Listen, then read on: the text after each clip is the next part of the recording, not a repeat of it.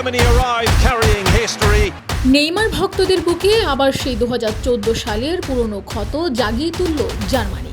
উপমহাদেশের ফুটবল দেওয়ালে যে স্কোর লাইনকে সবাই 7 আপ বলে ট্রল করে, ঠিক সেই 7-1 গোলের সাইক্লোন আরও একবার দেখল বিশ্ব ফুটবল। তবে এবার ব্রাজিলের মাটিতে নয়। রোববার রাতে আমেরিকার হিউস্টনে এই গোল বন্যার শিকার হয়েছে কুরাসাও। আর এই এক ম্যাচেই ব্রাজিলের বুক থেকে আরও একটি মহারেকর্ড কেড়ে নিল জার্মানরা। ইতিহাসের কি অদ্ভুত পুনরাবৃত্তি।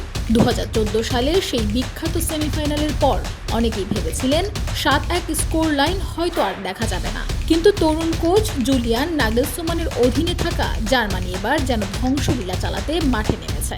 ম্যাচের 21 মিনিটে কুরাসাওয়ের লিভানো কমেনেশিয়া গোল করে ম্যাচ 1-1 সমতায় এনে কিছুটা লড়াইয়ের আভাস দিয়েছিলেন, কিন্তু এরপরই শুরু হয় কাই হাভার্টস ও জার্মান মেশিনের নির্মম আক্রমণ।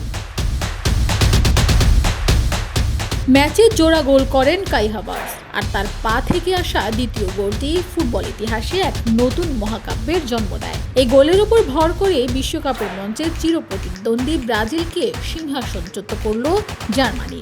এখন বিশ্বকাপের ইতিহাসের সবচেয়ে বেশি গোলের বিশ্ব রেকর্ডটি এককভাবে জার্মানির দখলে। 239 গোল নিয়ে তারা এখন বিশ্ব ফুটবলের চূড়ায়। এক গোল পেয়েছে 238 গোল নিয়ে ব্রাজিল নেমে গেছে দ্বিতীয় স্থানে। এই তালিকার 3-এ আছে আর্জেন্টিনা 152 গোল, 4-এ ফ্রান্স 136 গোল এবং 5-এ ইতালি 128 গোল।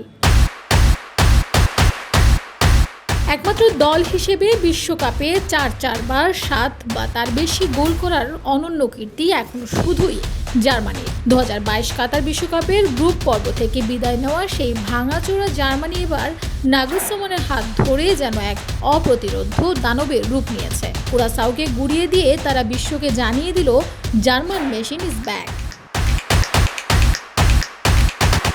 Desk report, Bangladesh bulletin.